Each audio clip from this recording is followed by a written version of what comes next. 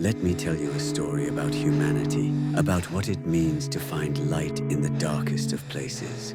It's not an easy story to hear, but it's one that needs telling. His name was Julian, and he'd never owned anything of value in his entire life.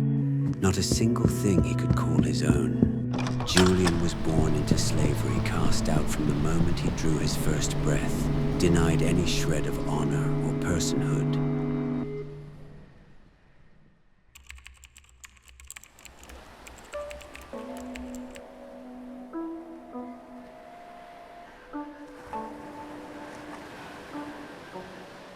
This particular voyage was carrying 100 souls, their biggest shipment yet, according to the captain. But this wasn't just any journey across the waters. The ship was taking a route through the edge of what sailors called the Allowed Zone, waters so cursed and dangerous that even warships and pirates wouldn't dare approach them. The captain's crew was understandably nervous. Ships had been known to sink in those waters, swallowed by something the legends said lived there. Something mythical, something that hungered for sacrifices. But the captain saw opportunity where others saw death. No witnesses meant perfect cover for their human cargo.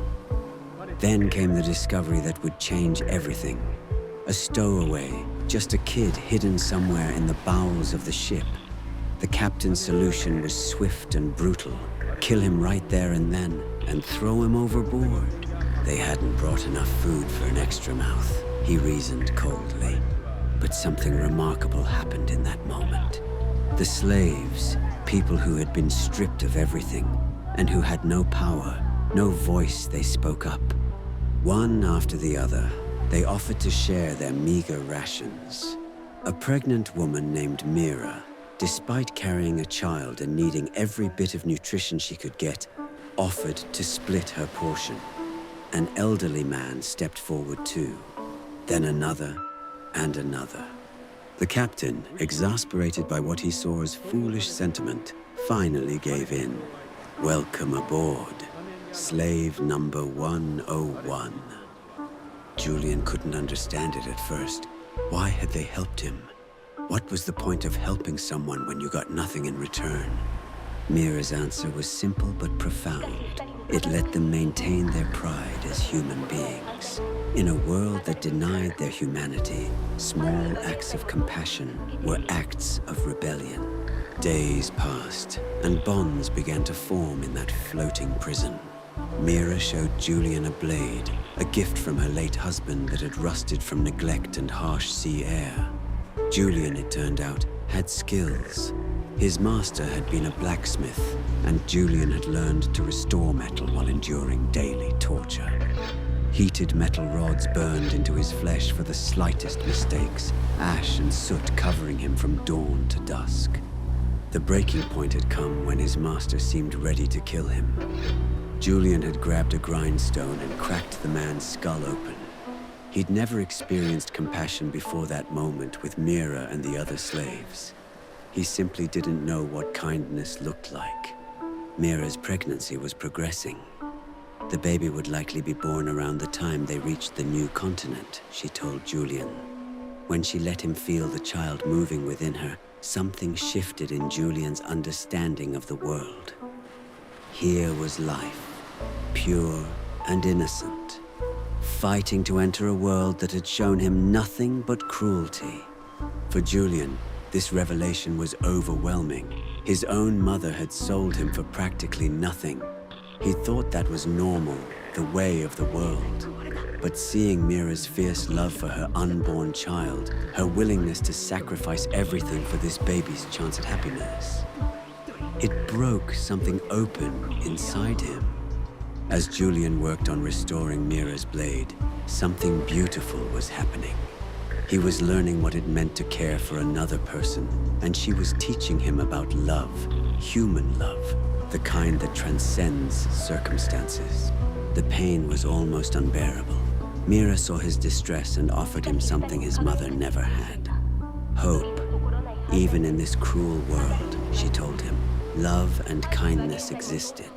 She begged him not to give up on his fellow human beings. When he felt the baby move, he described the sensation as warm, a warmth that seemed to spread through his entire being. Life aboard the ship was brutal. When it came time for cleaning duties, a crew member showed no mercy for Mira's condition. Work or don't eat. Those were the rules. Julian stepped up immediately, offering to do both his work and hers. A crew member's response was swift and violent, but Julian didn't back down. The other slaves began to see something special in this young man.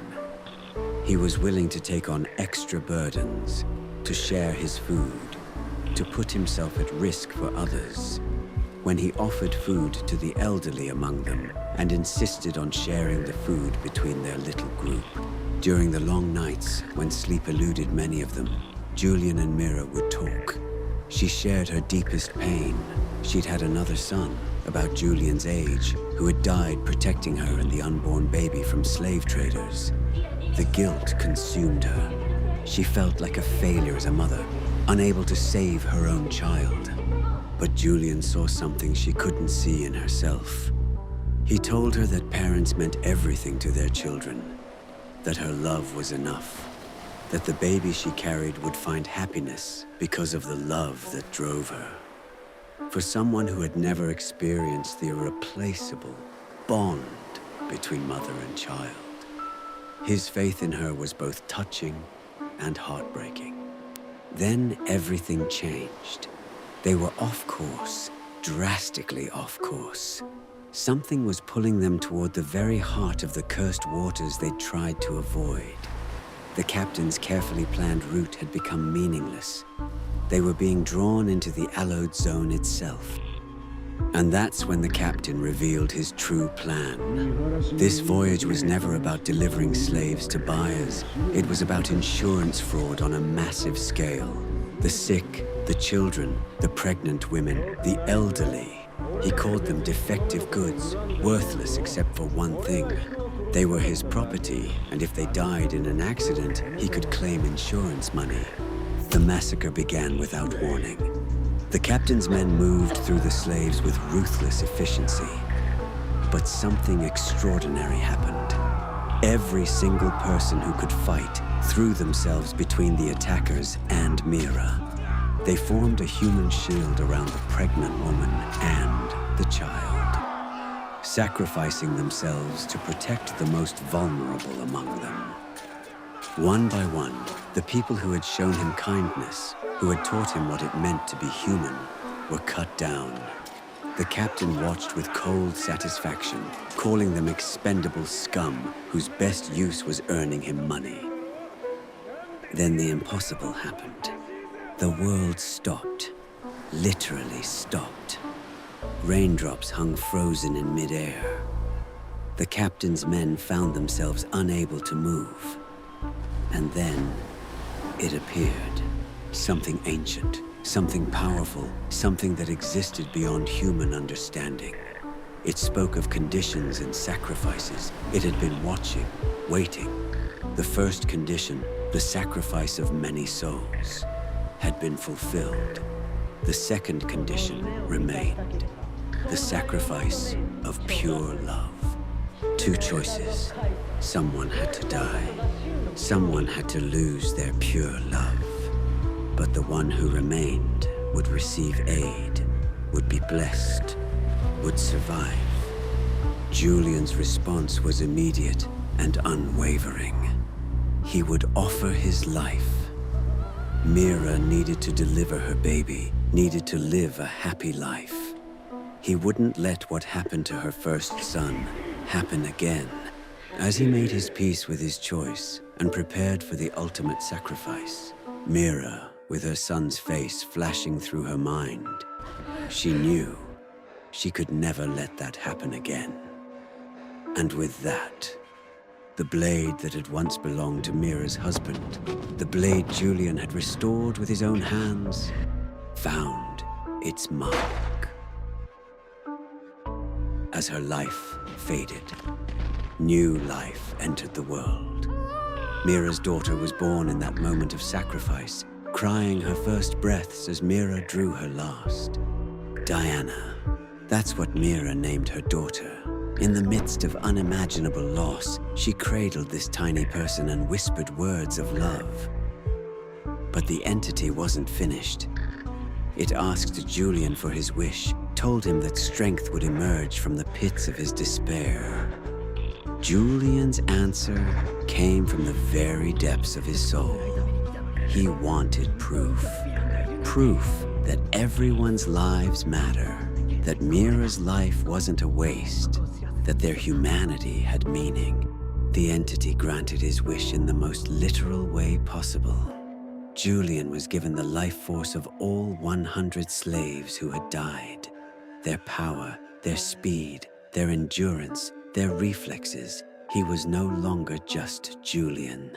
What followed was swift and brutal justice.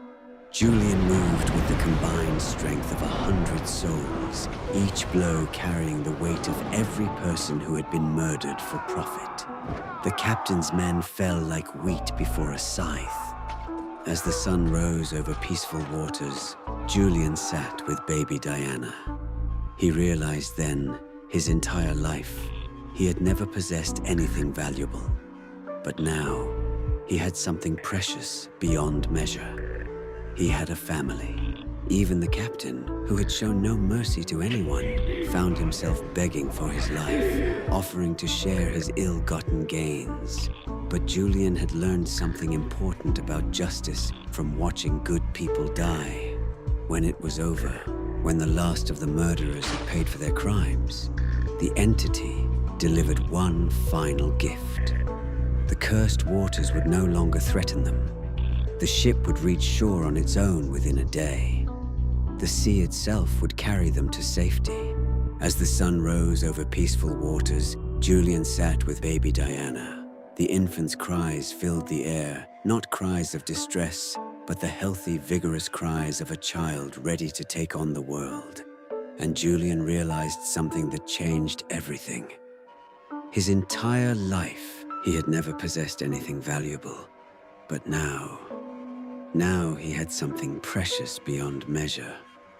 He had a family, not bound by blood, but by choice, by sacrifice, by love. This wasn't just a story about survival or even justice. It was about what makes us human. In the darkest circumstances imaginable, people chose compassion over self-preservation. They chose love over fear. They chose to see the humanity in each other when the world insisted they were nothing more than property. Julian learned that the greatest treasures can't be bought or sold. They can only be given freely, one heart to another.